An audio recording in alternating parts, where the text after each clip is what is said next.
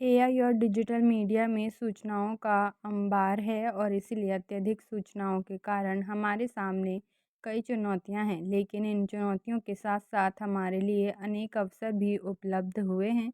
यह हमारे ऊपर है कि हम इन अवसरों को किस प्रकार से भुनाते हैं।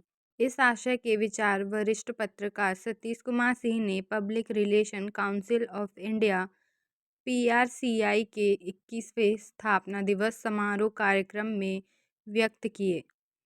कार्यक्रम में मुख्य अतिथि के रूप में शामिल हुए श्री सिंह ने अपने उद्घोषण से कहा कि सिर्फ कोरी सूचनाएं देने से उनका कोई अर्थ नहीं होता, जब तक कि उन सूचनाओं में हम मानवीय संवेदनाओं को नहीं जोड़ते, तब तक हम उन सूचनाओं को प्रभावित तरीके से अपने टारगेट तक नहीं पहुंचा सकते। उन्होंने प्रभावी संवाद के लिए सूचनाओं के साथ मानवीय संवेदनाओं को जोड़ने के महत्व पर बल दिया।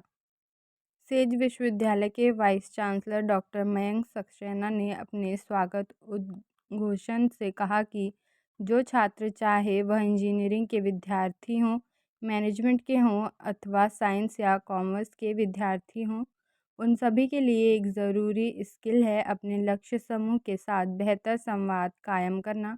यह तभी संभव हो सकता है जब आप संवाद और कम्युनिकेशन की बारीकियों को समझें। कार्यक्रम में पीआरसीआई मध्य क्षेत्र के अध्यक्ष प्रशांत पाठराबे ने कहा कि आज के समय में सूचना ही ताकत है। उन्होंने कहा कि जिसके पास जितनी अधिक सूचनाएं होंगी, वे उनका उतना ही बेहतर तरीके से इस्तेमाल भी कर सकेंगे।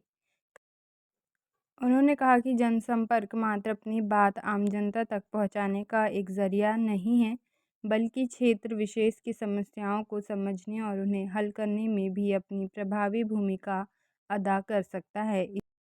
इसी कड़ी में पीआरसीआई के डायरेक्टर हर्ष सुहालका ने कहा कि आज के समय में पीआरसीआई के समक्ष नई जिम्मेदारियां आ गई हैं। हमें अपनी पूरी विशेषज्ञता के साथ उन जिम्मेदारियों को उठाना होगा और बड़ी संख्या में अपने संवाद के माध्यम से उन्हें जोड़ना होगा। कार्यक्रम में वाद विवाद प्रतियोगिता का 2 सत्रों में आयोजन किया गया। कल और आज वाद विवाद प्रतियोगिता के आयोजन के फलस्वरूप प्रथम, द्वितीय, तृतीय श्रेणी के विजेताओं के साथ साथ इस प्रतियोगिता में भागीदारी करने वाले प्रतिभागियों को भी पुरस्कृत किया गया। ऐसे ही पॉडकास्ट के लिए देखते रहिए metromirror.com।